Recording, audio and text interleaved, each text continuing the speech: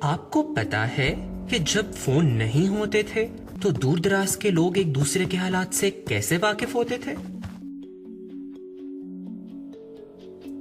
وہ ایک دوسرے کو خط لکھتے تھے۔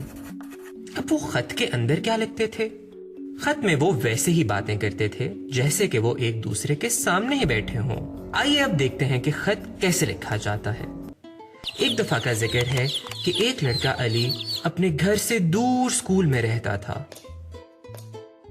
ایک دفعہ کیا ہوا کہ سردیاں بہت شدید تھیں اور ہر جگہ برف ہی برف تھی، تو سفر کرنا بہت مشکل ہو گیا۔ اس سال چھٹیوں میں علی گھر نہیں آ رہا تھا اور اس نے اس بات کی اطلاع دینے کے لیے اپنی امی کو خط لکھا۔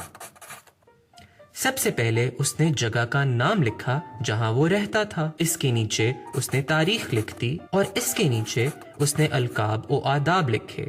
مطلب کہ اس نے لکھا پیاری امی جان السلام علیکم۔ اس کے بعد اس نے امی کا حال احوال پوچھا اور امی کو اپنے حال سے آگاہ کیا۔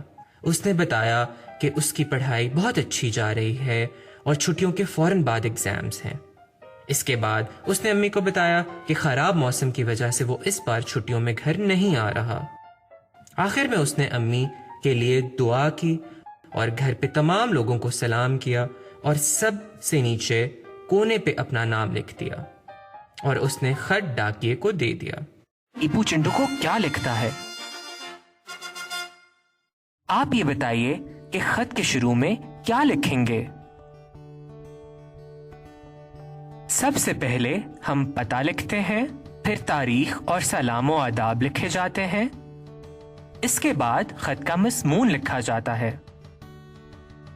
اچھا آپ یہ بتائیے کہ ہم کس کس کو خط لکھتے ہیں؟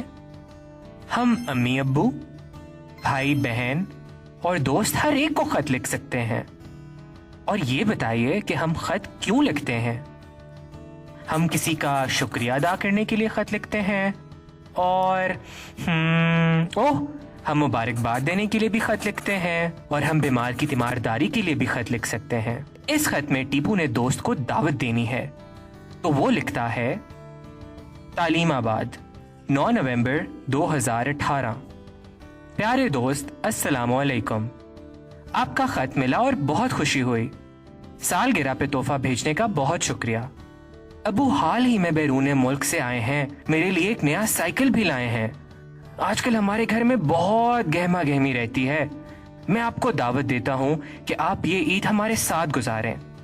ہم پہاڑوں کی سیر بھی کریں گے، رات کو ہم دادی جان سے مزے مزے کی کہانیاں بھی سنیں گے۔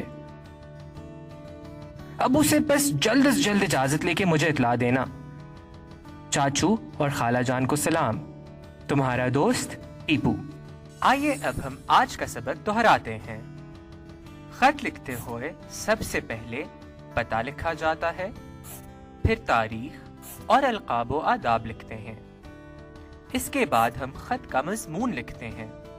مضمون میں ہم خط لکھنے کا مقصد بیان کرتے ہیں، جس کے بعد خط کے اختتام پہ سلام اور نام لکھتے ہیں۔